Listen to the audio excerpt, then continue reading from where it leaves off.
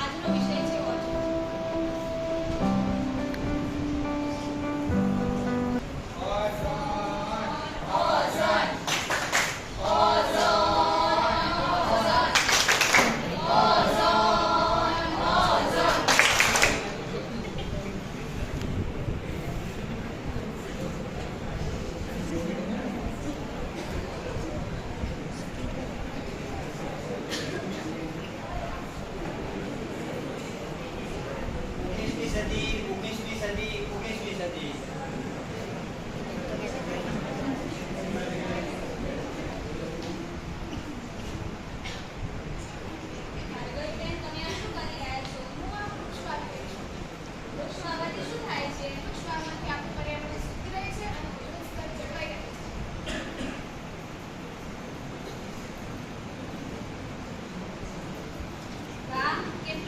પાણી છે અને કુદરતી ઠંડુ પાણી છે. આ આપણા સ્વાસ્થ્ય માટે ખૂબ જ જરૂરી છે.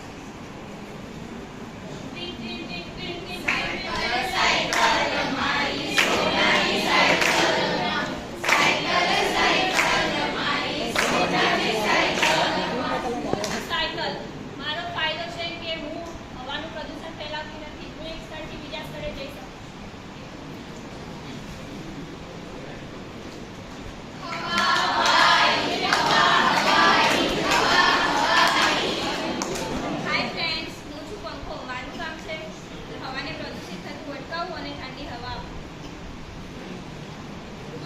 તમે જોયું કે 19મી સદીના લોકો કુદરતી વસ્તુઓનો ઉપયોગ કરતા હતા. એટલે વાતાવરણમાં પ્રદૂષણ થતું ન હતું. જેમ કે માટલાનું ઠંડુ પાણી પીતા હતા, વૃક્ષો વાવતા હતા, પંખાનો ઉપયોગ કરતા હતા, સાયકલનો ઉપયોગ કરતા હતા. તેથી ઓઝોન સ્તરમાં ગાબડું પડવાનો કોઈ પ્રશ્ન જ ઉદ્ભવ્યો ન હતો. 21મી સદી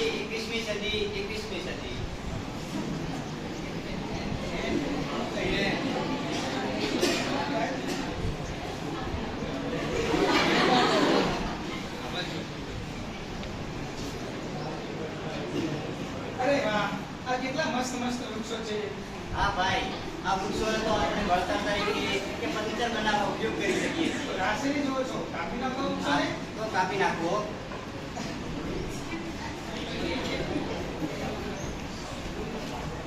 મિત્રો, હું છું ફ્રીજ. હું પાણીને ઠંડુ રાખવાનું કામ કરું છું. શાકભાજી અને ફળ ફ્રૂટને તાજા રાખું છું. મારામાંથી નીકળતો CFC વાયુ તે વાતાવરણના ઓઝોન સ્તરને પાતળું કરે છે અને ઓઝોન સ્તરમાં ગાબડા પાડે છે.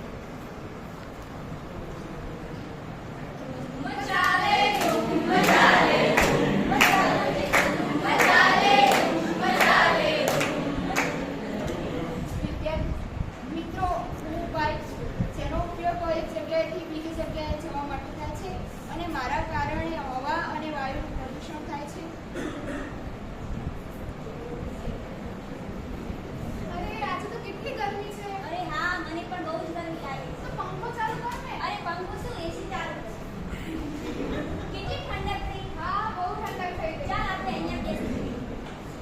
હા, હવે તો CFC વાયુ ઉત્પન્ન થવાનું જ અને ઓઝોન સ્તરમાં ગાબડું પડવાનું છે.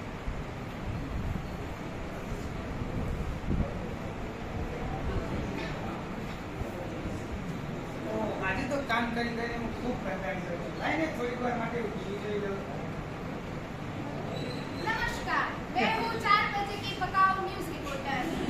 आज की ताजा खबर. अभी अभी हमें पता चला है कि हमारी धरती की ऊपर की छतरी में छेद हो गया है. तो इसके बारे में ज्यादा जानकारी के लिए हम नासा के साइंटिस्ट रिचर्ड डॉगले से बात करेंगे. आइए जानते हैं. नमस्कार नमस्कार नमस्कार. हमारे ऊपर वाली छतरी पे यानी कि ओजोन की छतरी पे 1%, 2%, 3% और नहीं 4% का नुकसान हो चुका है. तो हम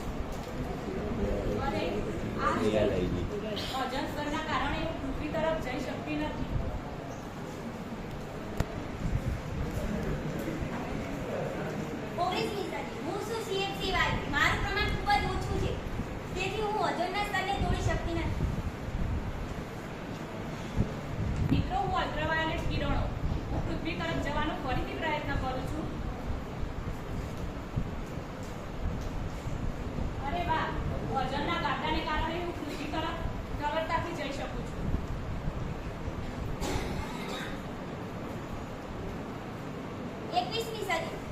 અત્યારે મારું પ્રમાણ ખૂબ જ વધી ગયું છે, તેથી હું વજનના સ્તરને તોડી શકું છું.